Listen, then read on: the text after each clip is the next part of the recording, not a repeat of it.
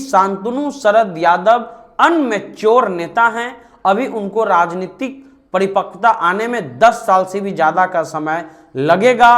वहां समाजवादी भूमि रही है, बीपी मंडल का वो जगह रहा है, समाजवादी चेतना भी वहां पर रही है।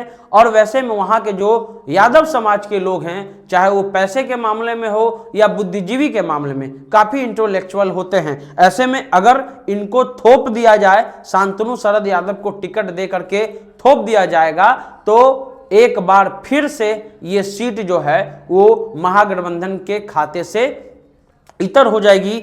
रोम है पोप का, मधेपुरा है गोप का। लेकिन लालू प्रसाद यादव गोप यानी यादवों के इतने बड़े नेता हैं, हालांकि बैकवर्ड के भी नेता कहलाते हैं, लेकिन उसके बावजूद मधेपुरा वो पिछले बार हार गए थे। कारण बताया गया कि भैया शरद यादव और जो वहां दिनेश चंद्र यादव थे उनमें टक्कर था। 1 लाख वोट पप्पू यादव ने काट लिया, तो वोट का बिखराव हो गया। लेकिन इस बार उस क्षेत्र में आरजेडी के पास कोई बड़ा नेता नहीं है। शांतनु शरद यादव का नाम आ रहा है, लेकिन जब हमने वहां ग्राउंड रियलिटी चेक किया और जानने की कोशिश की कि शांतनु शरद यादव का क्या ट्रैक रिकॉर्ड है, या क्या वहां के लोग उनको पसंद कर रहे हैं या नहीं कर रहे हैं, वहां के जो वरिष्ठ राजनेता हैं या जो वरिष्ठ लोग हैं, आम लोग हैं, उनका कहना है कि शांतनु शरद यादव अनमेच्योर नेता हैं, अभी उनको राजनीतिक परिपक्वता आने में 10 साल से भी ज्यादा का समय लगेगा। वहां समाजवादी भूमि रही है, बीपी मंडल का वो जगह रहा है, समाजवादी चेतना भी वहां पर रही है।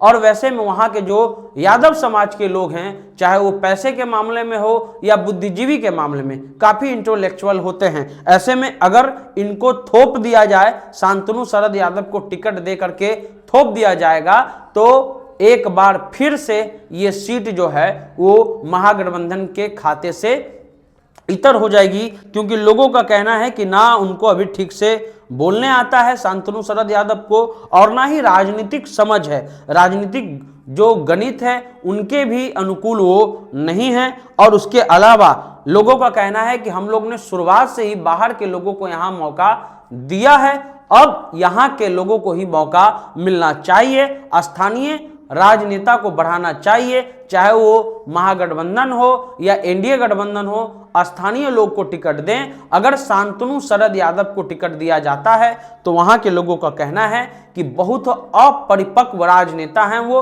राजनेता की श्रेणी में अभी वो आएंगे भी नहीं, ऐसा भी लोगों का कहना है। लोग कहते हैं कि अभी राजनीतिक उनको समझ होने में अभी समय लगेगा, उनको अगर थोप दिया जाएगा तो एक बार फिर से क्लीन स्वीप वहां से करेंगे। अगर कुछ समीकरण की बात कर लें तो समीकरण पर भी जो अगर हम आपको बताना चाहते हैं कि लगभग 5 लाख यादव हैं और लगभग जो हैं वो मुसलमान की संख्या 2 लाख हैं। उसके अलावा अति पिछड़ी जातियां, स्वर्ण जातियां भी वहां अच्छे खासी संख्या में हैं। पिछले बार जब इनको वोट मिला था दिनेश चंद्र यादव को, तो लगभग 6 लाख से ज्यादा वोट मिले थे और 3 लाख वोट शरद यादव को मिला था, 1 लाख के करीब वोट पप्पू यादव को मिला था। लेकिन अब समीकरण उलट है, कुछ नेता का नाम भी आ रहा है, वहां के स्थानीय नेता ने कुछ नेता का नाम भी बताया है कि अगर इनको टिकट दिया जाए महागठबंधन के तरफ से तो गुटबाजी कम होगी।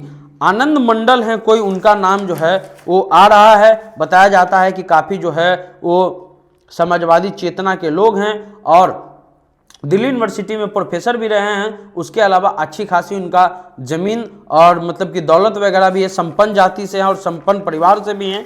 लेकिन अगर शांतनु शरद यादव को मौका दिया जाता है राष्ट्रीय जनता दल के तरफ से, महागठबंधन के तरफ से, तो सीट एक बार फिर से लूज कर सकती है, वहाँ के लोगों का कहना है।